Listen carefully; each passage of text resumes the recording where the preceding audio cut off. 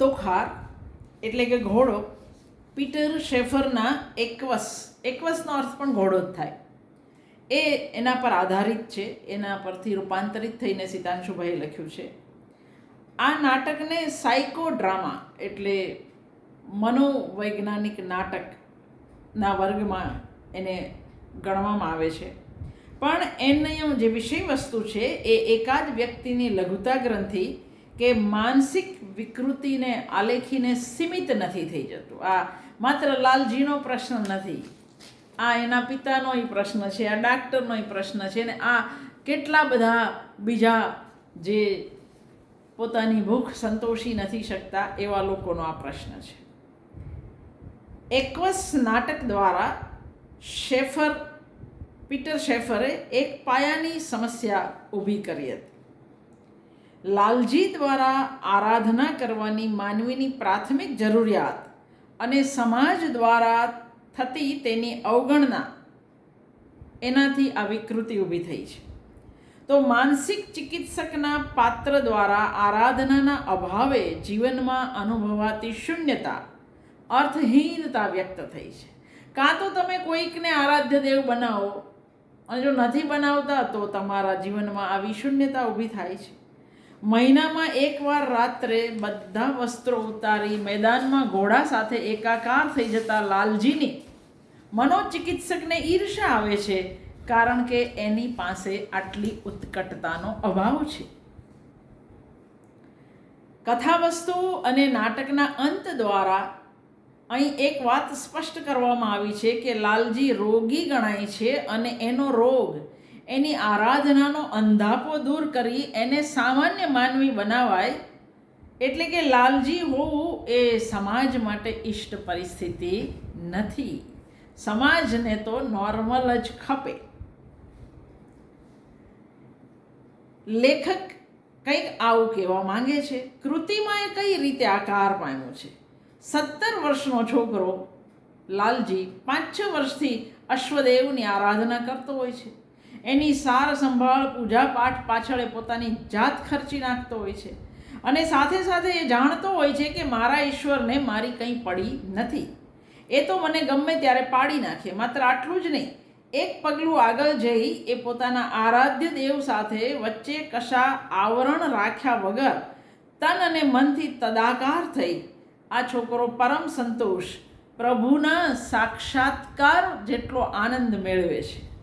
કહી શકાય કે અશ્વદેવની છાયા તેની જિંદગીની પ્રત્યેક પળ પર છવાયેલી છે. આથી રેવતી સાથે જ્યારે એ શારીરિક ભૂખ સંતોષવાનો પ્રયત્ન કરે છે ત્યારે એ સદંતર નિષ્ફળ જાય છે. છોકરાને રેવતીની જગ્યાએ પણ તોખાર જ દેખાય છે, અને આ પ્રાકૃતિક ભૂખ વણ સંતોષાયેલી જ રહે છે.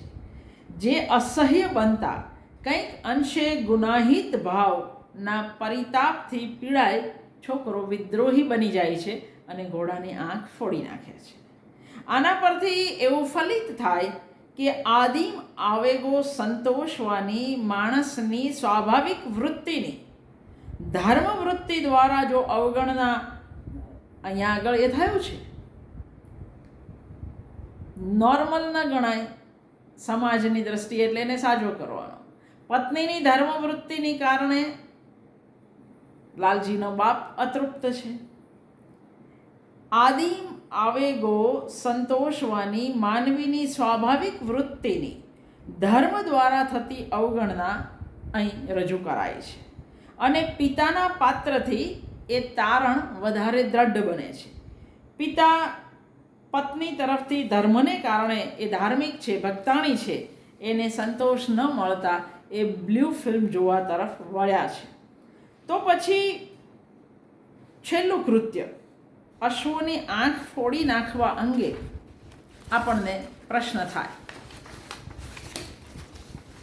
છોકરાએ પોતાના અશ્વદેવોની આંખ ફોડી શા માટે? પોતાની પ્રાથમિક જરૂરિયાત સંતોષવાનું અશ્વોના દેખતા શક્ય નથી બનતું. પોતે રેવતી સાથે સંકળાય જાતીય સંતોષ મેળવે એ એના માટે હકીકતે નોર્મલ છે, સામાન્ય છે. આ એની પ્રાથમિક જરૂરિયાત સંતોષવાની વાત છે, પણ એ અશ્વોની આંખ સામે એ કરી શકતો નથી. અશ્વોના દેખતા એની પ્રાથમિક જરૂરિયાત સંતોષાવાનું શક્ય બનતું નથી. એની પ્રતીતિ થઈ ત્યારે એણે એ આંખ ફોડી. પોતાની આરાધનામાં સતત વિઘ્નરૂપ બનતા સમાજથી ત્રાસી કંટાળીને ફોડી. લેખકે અહીંયા સંદિગ્ધતા મૂકી છે. સમજવું પડે, વિચારવું પડે એવું નાટકનું કથાવસ્તુ છે. અહીં માત્ર છોકરાનું જ નિદાન નથી થઈ રહ્યું, એની સાથે ચિકિત્સકનું પણ નિદાન થઈ રહ્યું છે. ચિકિત્સકને તો ઘોડાના મનમાં શું ચાલતું હશે એ જાણવાની પણ ઉત્સુકતા છે.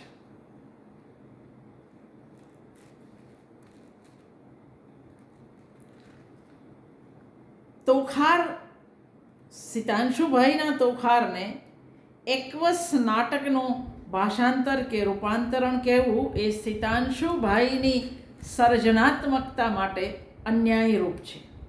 આ અનુસર્જન છે હકીકતે.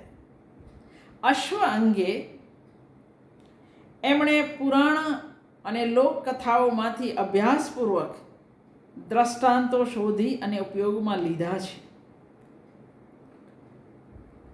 ભલે આ મૌલિક નાટક નથી, પણ મૌલિક કહી શકાય એ પ્રકારનું અનુસર્જન છે. ખરેખર તો એકવસ માટે તોખાર શબ્દની પસંદગી જ સિતાંશુભાઈની સર્જનાત્મકતાનો પરિચય આપે છે. જે રીતે એમણે સંસ્કૃતથી માંડીને પંચમહાલની લોકકથાને નાટકમાં વણી લીધી છે, એ આપણી સામે રૂપાંતર કરવા તો કેવી રીતે કરવા એનો એક આદર્શ નમૂનો આ નાટક પૂરું પાડે છે.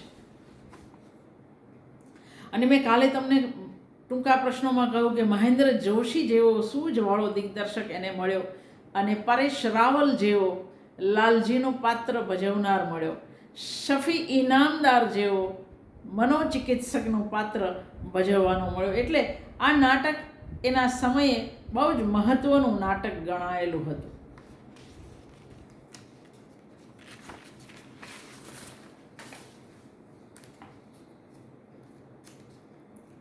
અભિવ્યક્તિના માધ્યમ તરીકે વાણીના વિકલ્પે કે વાણીના પૂરક બનીને અહીં શરીરના અને રંગભૂમિની ટેકનિકલ સામગ્રીઓના ઉપયોગની શક્યતા વિકસી શકે એટલી ગુંજાશ નાટકની ભજવણી દરમિયાન, મેં કહ્યું એ પ્રમાણે માત્ર 2 પગા જ બધા ઘોડા થયા છે, ઘોડાના મોહરા પહેર્યા છે, પાટલીઓ પર જ, એટલે સન્નિવેશની વધારે જરૂર નથી. એ પ્રકારનું આ નાટક છે. આ નાટકની સફળતા 2 બાબત પર અવલંબે છે. પહેલું તો લખાતા અને પછી બોલાતા શબ્દ સિવાય અભિવ્યક્તિના અન્ય માધ્યમોના વિનિયોગની શક્યતા અહીં પડી છે. અને બીજું, નાટકને માત્ર વૈયક્તિક સર્જન નહીં પણ સામૂહિક સર્જનાત્મક પ્રયાસ તરીકે જોવાની દ્રષ્ટિ પણ તમારે અહીં વાપરવી પડે. એકવસની અંદર આ શક્યતાઓ અને આ દ્રષ્ટિ તોખારની અંદર છે, બેઉમાં છે, પણ તોખાર એ માત્ર એકવસનું રૂપાંતરણ નથી. એક નાદાન કહી શકાય એવા છોકરાના ભયંકર કૃત્યના કારણો અને પરિણામોની આ નાટકમાં વિગતે તપાસ કરવામાં આવી છે. પણ આ ભૂમિકા ખરેખર તો મનુષ્યમાં અનુભવાતા પેશન અને રીઝન વચ્ચેના દ્વંદ તરીકે અહીં કલાત્મક રીતે આપણી સામે એકવસમાં પણ અને તોખારમાં પણ નિરૂપાયું છે. 35 દ્રશ્યોમાં નાટક વહેંચાયેલું છે. પહેલા અંકમાં 21 દ્રશ્ય છે અને 22 થી 35 બીજા અંકમાં છે.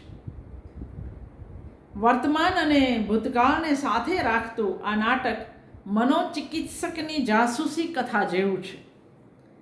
નાનકડા એવા તાલુકા જેવા ગામના મનોરોગીની ઇસ્પિતાલમાં મનોચિકિત્સક ડૉક્ટર આશીષ મુનશી ઈચ્છા ન હોવા છતાંય લાલજીનો કેસ હાથમાં લે છે અને પછી ઘોડાઓની આંખ ફોડવા પાછળના રહસ્યની શોધનો આરંભ થાય છે. સાથે સાથે આ છોકરાના માનસની ચિકિત્સા કરતાં કરતાં આ સંવેદનશીલ મનોચિકિત્સક એક અબોધ નાદાન છોકરા સાથે પોતાની એક બૌદ્ધિક સભ્ય માનવીના ભાવ જગતની પણ તુલના કરતા જાય છે. અને એના કારણે જ આ તુલનાના કારણે જ આ કૃતિ એક સર્જનાત્મક પરિમાણ પ્રાપ્ત કરે છે. લાલજીની માના કારણે ઘરમાં જે અતિ ધાર્મિક વાતાવરણ ઊભું થયું છે એની અંદર લાલજીના પિતાએ એક વૈકલ્પિક માર્ગ શોધી લીધો છે પોતાના માટે, પણ લાલજી માટે એ શક્ય નથી. એના કુમળા માનસ પર આરાધનાનું, ઘોડાદેવનું, અશ્વદેવની આરાધનાનું વળગણ એવું છવાઈ ગયું છે કે એને બીજું કશું સૂચતું નથી. એક આકસ્મિક પ્રસંગથી, ઘોડાના દેહના સજ્જડ સંસર્ગથી અને મા પાસેથી સાંભળેલી અશ્વિની કુમારોની કથાઓથી આ પવિત્ર વાતોને બધું એકમેકમાં ભળી ગયો અને એના માટે આરાધ્ય દેવ એ આ અશ્વદેવ જ થઈ ગયા. ઓરડામાં એના પથારી પર એણે એક ઘોડાનું ચિત્ર રાખ્યું છે. એટલે ઓરડામાં અશ્વદેવના ચિત્રની પૂજાથી શરૂ થયેલી લાલજીની આ ભક્તિ ઉત્તરોત્તર વિકાસ પામતા અંતે દર પૂનમની રાતે તબેલામાંના શ્રેષ્ઠ ઘોડા એટલે ટીલાળાને ખુલ્લા મેદાનમાં દોરી જઈ પોતાના બધા જ વસ્ત્રો ઉતારી ટીલાળા સાથે એકાકાર થઈ જવા સુધી પહોંચે છે. અને ખૂબીની વાત એ છે આ કરવામાં લાલજીને કશું વિચિત્ર કરી રહ્યો છે કે કશું ખોટું કરી રહ્યો છે એવી કોઈ શંકા પડતી નથી. મનોચિકિત્સક ડાક્ટર મુનશી લાલજીની આ દરેક અવસ્થાને પુનઃ જીવિત કરવાની એને ફરજ પાડે છે અને એ રીતે પ્રેક્ષકો સમક્ષ પ્રારંભથી અંત સુધીની બધી જ ઘટનાઓ રીતસરની ભજવાય છે, તાદૃશ થાય છે.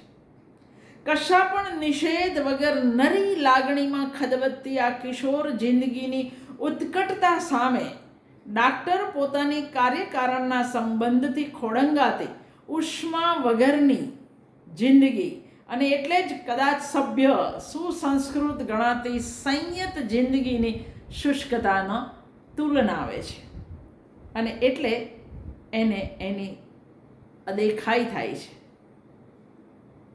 ડાક્ટર પ્રેક્ષકોને સીધે સીધું કહે છે, જીવતો હોવા છતાં, જીવતો હોવાને કારણે લાલજીને આપણે એબનોર્મલ, અસામાન્ય કહીએ છીએ. જ્યારે કોઈ ઉત્કટતા વગરની વ્યવહારુ જિંદગી ઢસડતા પોતાના જેવા ડાક્ટરની સમાજ પ્રતિષ્ઠા કરે છે. વૈયક્તિક કક્ષાએ અનુભવાતું ખૂબ જ અંગત એવું આ ઉત્કટ સંવેદન એટલે કે પરમ સુખની અનુભૂતિનું પ્રદર્શન સમાજને, સભ્યતાને, આપણી કહેવાતી સુસંસ્કૃતતાને સ્વીકાર્ય નથી. અલબત્ત આવું પ્રદર્શન જાહેર હિતમાં ઇષ્ટ છે એ મુદ્દો આપણે અહીંયા નથી લેતા, કારણ કે આમ પણ લાલજી આજે સંતોષ મેળવે છે એ જાહેરમાં નથી મેળવતો, એકલો જ મેળવે છે. આપણા અસ્તિત્વ સાથે વણાયેલી આ કરુણતાનું દર્શન આ કૃતિને એક અસામાન્ય એબનોર્મલ છોકરાની વાર્તાથી જરાક વિશેષ બનાવે છે. આ નાટક અહીં પૂરું નથી થઈ જતું. ડાક્ટર નિદાન અને ઉપચાર કરતાં કરતાં છેવટે એ તબક્કે આવે છે જ્યારે આ ભક્તને એના ઈશ્વર સામે વિદ્રોહ કયા સંજોગોમાં કરવો પડ્યો એ પ્રશ્ન તપાસવો જરૂરી બની જાય. આ તો અશ્વદેવ હતો, એની તો આરાધના કરતો હતો, એની સામે એણે કેમ વિદ્રોહ કર્યો, એની આંખો એણે કેમ ફોડી નાખી. નાટ્યકાર અહીં ધર્મ અને જાતીયતાને સામ સામે મૂકી આપે છે. ટીલાળા સાથે એકાકાર થવાની લાલજીની મહેચ્છાનું કારણ ધાર્મિક ભાવનાનું વર્ચસ્વ છે. અશ્વિની દેવો, અશ્વદેવ, આ બધું જો માએ એના માનસમાં નાનેથી ન રોપ્યું હોત તો કદાચ એ નોર્મલ હોત. પરંતુ ભલે અભાનપણે પણ જાતિ આકર્ષણનો અહીં હિસ્સો દેખાઈ આવે છે. ખુલ્લા મેદાનમાં કડકડતી ઠંડીમાં નગ્ન થઈ ઘોડાને વળગી પડવાનો લાલજીનો રોમાંચ બીજું શું સૂચવે છે? પરંતુ લાલજીને હવે એક એવી સ્થિતિનો મુકાબલો કરવો પડે છે જેમાં એની ઉંમર અનુસાર આવતું સ્વાભાવિક વિજાતીય આકર્ષણ એના મનને પહેલી વાર સર કરે છે રેવતીના આગ્રહના નિમિત્તે.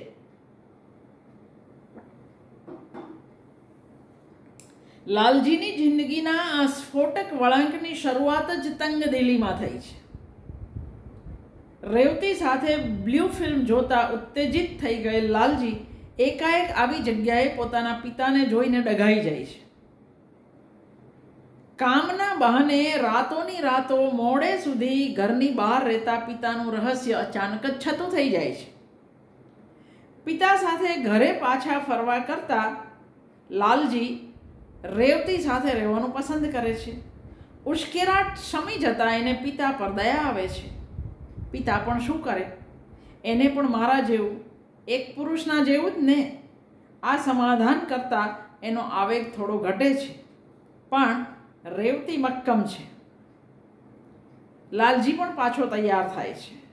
સ્થળની પસંદગી તરીકે તબેલાનો ઉલ્લેખ થતાં મંદિરમાં જાણે કે આવું કરવાનું હોય એમ લાલજી ના પાડી ઉઠે છે, કારણ કે તબેલો એના માટે આરાધ્ય સ્થળ છે.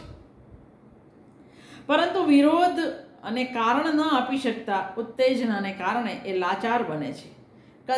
કશાક અજ્ઞાત ભયથી લાલજી નર્વસ બન્યો છે. રેવતીને એ બળજબરીપૂર્વક બારણું બંધ કરવા કહે છે અને છતાંય પોતે સ્વસ્થ બની શકતો નથી, કારણ કે દરવાજાની પાછળ ટીલાળો હણહણાટ કરી રહ્યો છે. પ્રત્યેક પ્રયાસે અશ્વદેવનો સ્વર સાંભળતા લાલજી છળી ઉઠે છે. ડાક્ટર પાસે એ કબૂલે છે કે પ્રત્યેક વખતે પોતાના નગ્ન દેહની નીચે અડોઅડ સૂતેલી રેવતીના કામાસક્ત નગ્ન દેહનું કોઈ અંગ એને દેખાતું નથી, પણ એની સામે તો ટીલાળાનું શરીર જ તરવરે છે અને એને સંભોગવાની, ઈશ્વરને સંભોગવાની લાલજીની તાકાત નથી.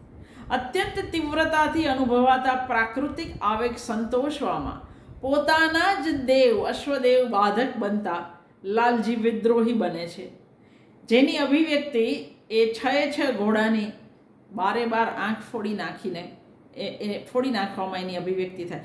ભયંકર વેદનાથી ચિત્કાર કરતા આમ તેમ અથડાતા દેવ સમૂહની વચ્ચે એમના અજોડ ભક્તનો નગ્ન દેહ છટકવા માટે ફાંફા મારે છે.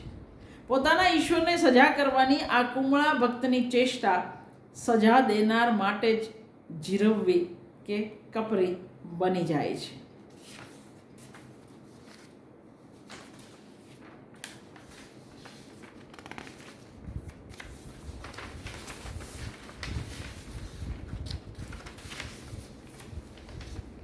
અહીં લાલજીનું આંતરિક અને બાહ્ય વિશ્વ શબ્દ ન પહોંચી શકે એટલી ઉત્કટતાથી વ્યક્ત થઈ શક્યું છે.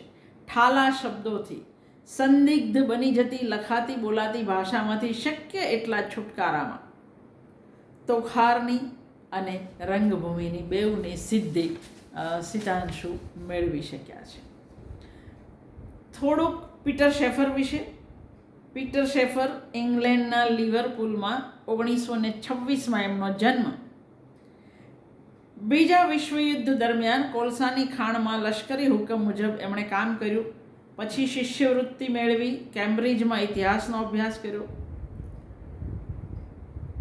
એમના નાટકો 5 finger exercise, the privateer, the public eye, the royal hunt of the sun, black comedy, the battle of Shrivings, Equus, Amadeus. Equus પહેલી વાર 26 જુલાઈ 1973માં લંડનના નેશનલ થિયેટરમાં ભજવાયેલો, અને આપણે ત્યાં ક્યારે ભજવાયું એ મેં તમને કહ્યું છે ટૂંકા પ્રશ્નોની અંદર.